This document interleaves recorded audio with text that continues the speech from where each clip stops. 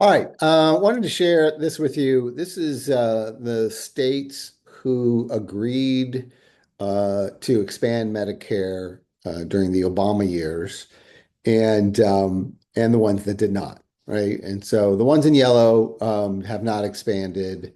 The ones in the dashes will implement or should have been implemented already. And the ones that are blue are ones who expanded Medicaid. Now, Medicaid was expanded for lots of different reasons. It was expanded to get children onto Medicaid and make sure that they are covered, that no child does not have health insurance, that people at certain income levels who are traditionally uninsured have that insurance.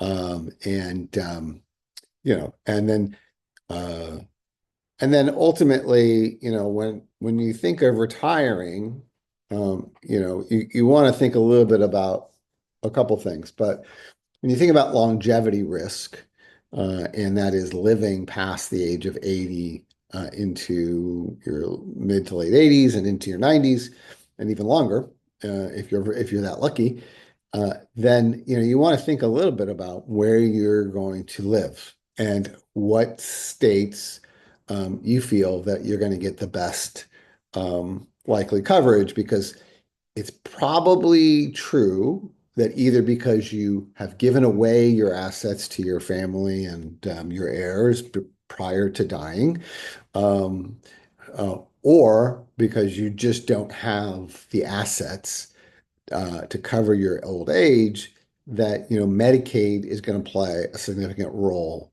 in funding your care at some point, right? And so, if you live in a yellow state, I would just ensure that you feel that whatever they're going to be able to do for you in one of these yellow states, many of these yellow states may have good Medicaid coverage for the elderly.